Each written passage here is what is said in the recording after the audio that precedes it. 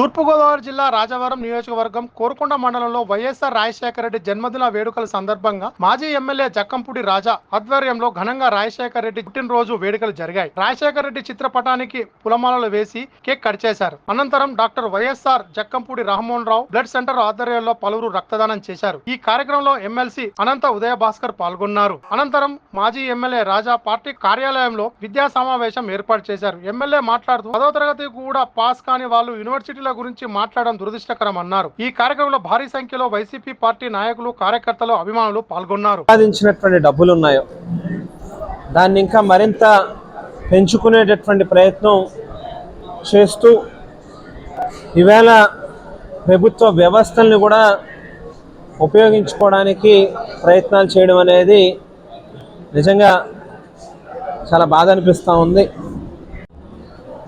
యూనివర్సిటీలో ఒక vice chancellor గురించి, పిహెచ్డీలు, డాక్టరేట్లు చదువుకున్నటువంటి వాళ్ళ గురించి మాట్లాడడం అని అంటే వాళ్ళే ఆత్మపరిశీలన చేసుకోవాల్సినటువంటి అవసరం ఉంది.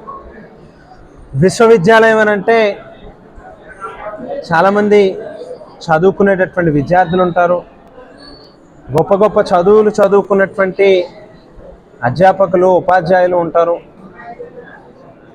అటువంటి చోటకి బ్లేడ్ బ్యాచ్ల్ని, గాంజాయి బ్యాచ్ల్ని, రౌడీ షీటర్లని, భూదందాలు చేసేటటువంటి వాళ్ళని వేసుకుని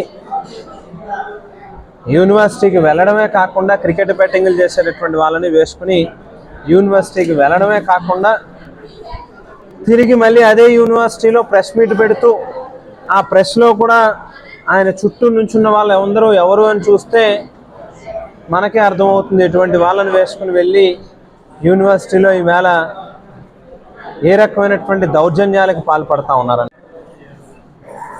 జ్ఞానం ఉండే మాట్లాడుతున్నారో లేదో కానీ ఆదికవి నన్నయ్య విశ్వవిద్యాలయం తూర్పుగోదావరి జిల్లాలో రాజానగరం మండలం కేంద్రంగా స్థాపించారు అని అంటే దానికి దివంగత నేత జక్కంపూడి రామ్మోహన్ రావు గారు, డాక్టర్ వైఎస్ రాజశేఖర రెడ్డి గారి యొక్క ఆలోచనతో పుట్టినటువంటి యూనివర్సిటీ అనేటువంటిది కనీస జ్ఞానం ఉన్న ఇటువంటి ఆరోపణలు చేయరు అనేటువంటిది కూడా ఖచ్చితంగా చెప్పగలుగుతా ఉన్నా.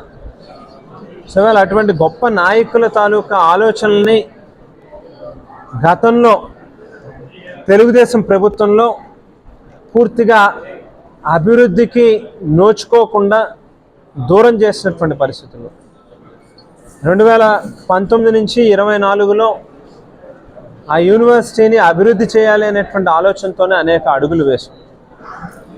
వాస్తవానికి ఒకంత ప్రభుత్వం ఆర్థిక ఇబ్బందులను ఎదుర్కొంటా ఉన్నటువంటి సందర్భంలో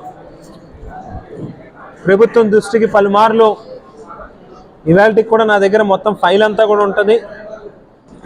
ఏ శాఖల దగ్గరికి, ఎక్కడెక్కడ ఏ అధికారుల దగ్గరికి అదే పనిగా యూనివర్సిటీకి ఫండ్స్ని రిలీజ్ చేయండి అని చెప్పని అడిగాము. ఆ ఫండ్స్ రిలీజ్ చేయలేనటువంటి సందర్భంగా అట్లీస్ట్ యూనివర్సిటీలో ఉన్నటువంటి ఇంటర్నల్ ఫండ్స్నైనా ఉపయోగించుకునేటటువంటి అవకాశం ఇవ్వండి అని చెప్పి కూడా అడగడం జరిగింది.